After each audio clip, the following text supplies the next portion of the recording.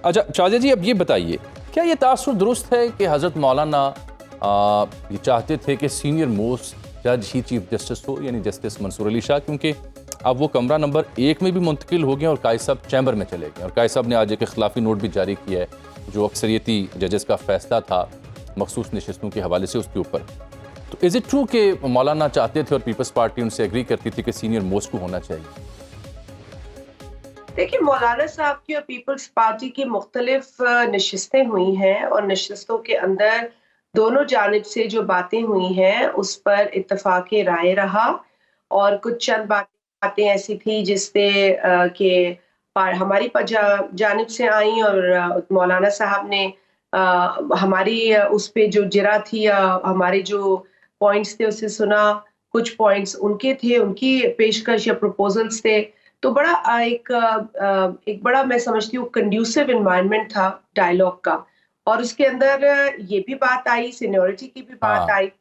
I also want to sorry, break से पहले आपने एक आईसीजे के हवाले से बात की थी और मैंने एक रिपोर्ट उनकी बताई थी आपको। ये मेरे सामने वो पूरी रिपोर्ट है, अगर आपके जो नाजरीन हैं वो इट बी इंटरेस्टिंग अगर वो निकाल लें। 2011 की एक इनकी रिपोर्ट है, और इस रिपोर्ट में जितनी गुजारिशात है, जितनी रिकमेंडेशंस है, आपको वो 26वीं आईनी तरमीम में नजर आएंगी। So this is an interesting तो अगर मैं सादा मामला करूं, मैं उसका लिंक शेयर कर दूंगा अपने क्लिप्स के ऊपर जो आप जिसका हवाला भी दे रही हैं। Definitely I will do it. अच्छा होगा कि आप करें मैं ताकि इन्फॉर्म्ड ओपिनियन हो लोगों का। बिल्कुल, और ये जहां मैं उनके एतराज को हाईलाइट कर रहा हूं, वहां जो आप जवाबी उनकी ही रिपोर्ट का जिक्र कर रही हैं, वो भी आई विल मेंशन दैट बिल्कुल फॉर श्योर। कीजिएगा। आपके कई सुनने और देखने वाले जो है ना वो एकेडमिक गुफ्तगू में यकीन रखते हैं। So not everybody wants to see. बहुत शुक्रिया, मैं करूंगा डेफिनेटली। मुझे ये बताएं, मैं सादा लफ्ज में दोबारा पूछ लेता हूँ जी, क्या मंसूर अली शाह साहब चीफ जस्टिस होंगे या नंबर 3 पे नजर इंतखाब जाएगी या कुछ और?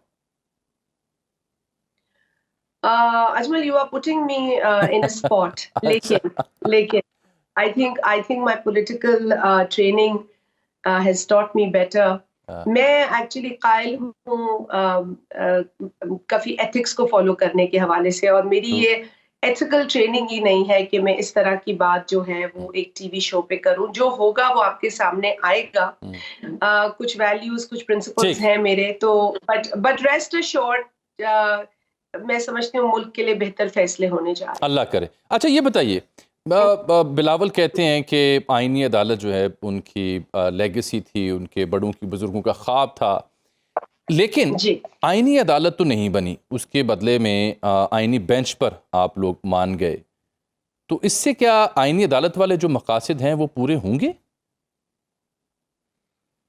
देखिए, मेरे ख्याल है बिलावल भुट्टो जरदारी साहब ने जो तकरीर की है on the floor of national assembly इस 26वीं तरमीम की मंजूरी के मौके पर, उन्होंने बिल्कुल हिस्ट्री बताई, और उससे भी पहले कई मौक़ों पर उन्होंने बताया कि उनकी वालदा शहीद मोहतरमा बेनज़ीर भुट्टो साहब ने 2006 में जो चार्टर ऑफ डेमोक्रेसी साइन किया उसके अंदर आईनी अदालत का जिक्र था, और आईनी अदालत के क़याम को फिर हमारे पार्टी के हर मंशूर में आप देख सकते हैं, 2006 से लेके आगे जितने मंशूर आए हमारे। और उन्होंने खूबसूरत बात ये की कि बेंच हो या कोर्ट हो, लेकिन जिस स्पिरिट और जिस मकसद के लिए एक चीज बनाई जा रही है वो बनाई जा रही है, और हम उससे सहमत हैं। और उन्होंने एक और बड़ी अच्छी बात की, भाई rose is going to be a rose, no matter what you call it.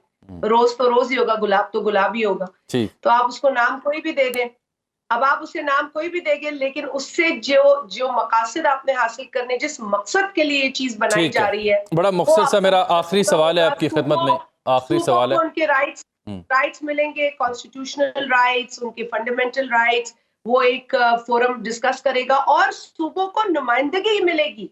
सबसे खूबसूरत बात कि हर सूबे को मौका मिलेगा। अच्छा मुख्तसर ये फरमाएं कि आप गंडापुर साहब कह रहे हैं कि हम इन आईनी तरामीम को नहीं मानते, पूरे मुल्क को हम ब्लॉक कर देंगे, तो ऐसे में जो मुआशी तरक्की का या स्टेबिलिटी का आपका ख्वाब है कैसे फिर पूरा होगा?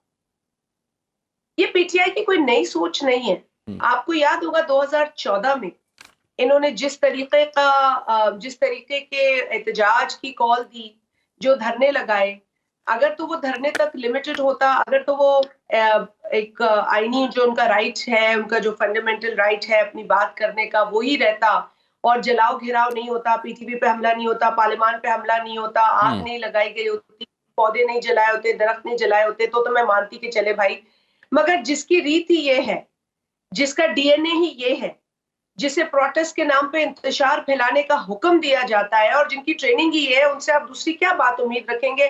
ابھی جب سابق صدر عارف الوی صاحب تھے, جو آپ کو صدر کے عہدے پہ نظر آئے, ان نے وہاں بھی کافی آئین کے ساتھ کھلواڑ کرتے ہوئے, لیکن جب وہ صدر نہیں تھے تو ان کی ایک ویڈیو چل رہی ہے, اگر آپ کو وہ فوٹیج مل جائے تو وہ کہتے ہیں کہ ہم بند کر دیں گے, آگ لگا دیں گے اور جلا دیں گے, کراچی کو یہ کر دیں گے, وہ کر دیں گے. آپ وہ ویڈیو بھی نکالیے, اور میرا خیال ہے لوگوں کی بعض اوقات میموری شارٹ ہوتی ہے, آپ ایسی ویڈیو دکھائیں. بہت شکریہ شازیہ صاحبہ, آپ نے وقت دیا.